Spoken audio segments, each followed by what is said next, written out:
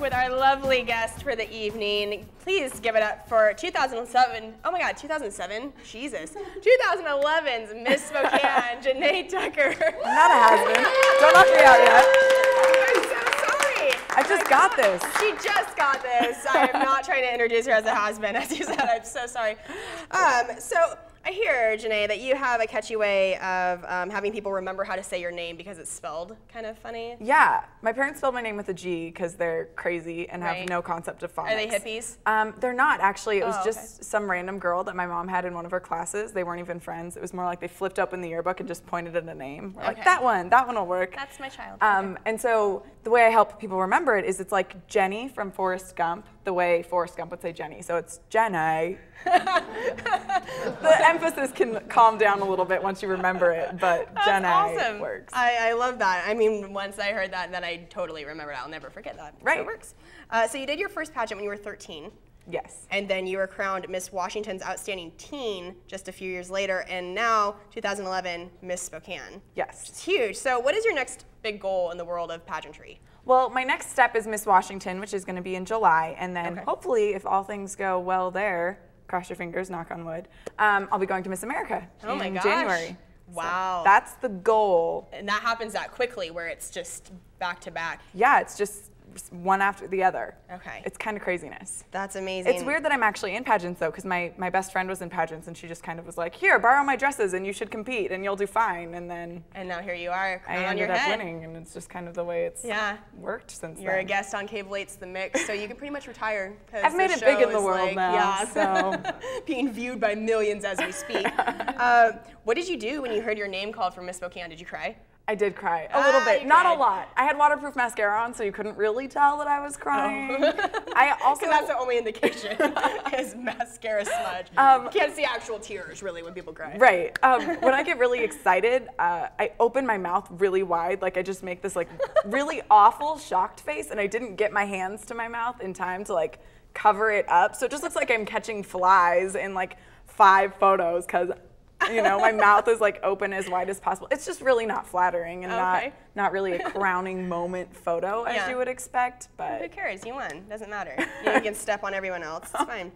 So I don't know if you're aware, but Spokane, where you won this title, it's the meth capital of the country. I was aware of that. So did anyone offer to buy you like a hit of battery acid in your post-victory celebration? No. That definitely didn't happen. I'm really surprised. I was offered shoes and coffee and all kinds of sponsorships, but no battery acid. No meth? No meth. That really surprises me. I'm from Spokane, and they're letting me down. That's really too bad. It's not really representative of the Miss America organization. Is probably where that. I guess that's a good excuse. What's the most annoying thing that people ask you when they find out that you're a pageant winner? I actually get asked if I live in a castle a lot, which is really weird because I live in a residence hall room. You know, I'm an RA on campus. I live in a corner room of Stevenson South. It's pretty. Oh, I can't believe it's not a castle. People ask you that. Okay, next question. So, do you live in a castle? I do not live in a castle. I've always wanted to ask a pageant winner this, but do you actually want world peace, or like more than anything, do you want world peace? Or if somebody told you that Brad Pitt would abandon Angelina and their 4,700 children to come live with you forever? Is it up to 4,700 now? I think it just hit 4,700. Wow. They just adopted all of Cambodia. So it's like, I think it just hit that mark. It's a lot of mouths to feed. I know. But do you honestly take world peace over Brad Pitt is what I'm asking you. I would, you know, not to be the stereotypical pageant answer, but I probably would take world peace over Brad Pitt. Jake Gyllenhaal, I might have to think that over a little bit. Wow, we see your true caliber. We see your true caliber of person now that it's Jake Gyllenhaal. She would sacrifice world peace, you guys. But I've never actually answered a question with world peace on stage or in a private interview or anything, and I've never heard anyone answer it. Yeah. So that's just a miscongeniality stereotype. I guess, goes to show you how much I know, which is not a lot about pageants. But anyway, thank you so much for doing an interview. Thank you for having me. Stick around. We're going to do an etiquette contest, see which one of us is the most ladylike after the break. So stick around. We'll see.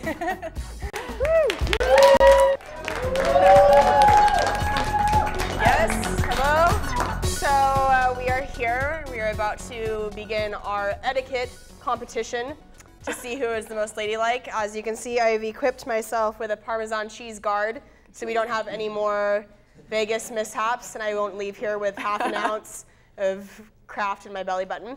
Genay, you are going to go first, and you're going to take a bite of pizza in what you think is the most ladylike way possible in order to receive the highest score, because then our panel is going to judge each of us on who really deserves to be Miss Spokane, because I'm competing for this thing. I might snatch that crown. Could I lose my crown for this? You could lose your crown for this, Genay.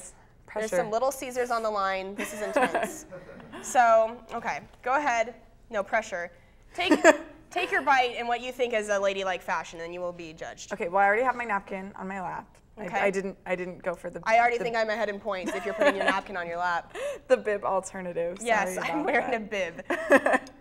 It's kind of cold pizza, actually. It's a little bit difficult to cut. Well, you know, it's cable 8. This isn't NBC or anything.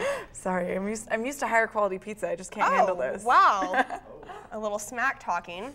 Okay. She's gone for a predictable move as Miss Spokane, I would say. She has the napkin and lap. She used fork and knife to cut the pizza. Took a smallish bite, I'd say. How many chews do you think that's going to require?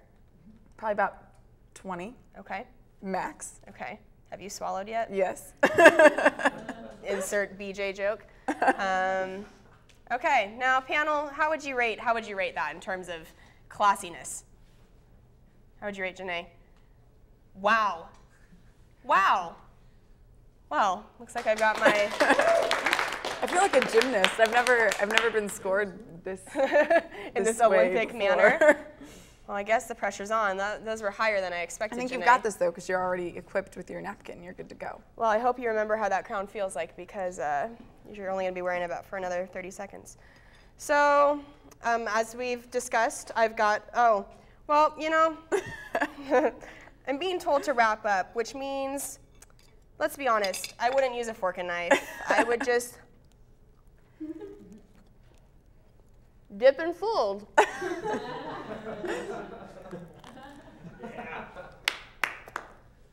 That's good. It's good.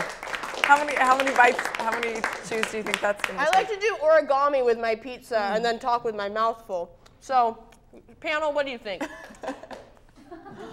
Well, I think Harrison likes my bite maneuver, an especially large amount.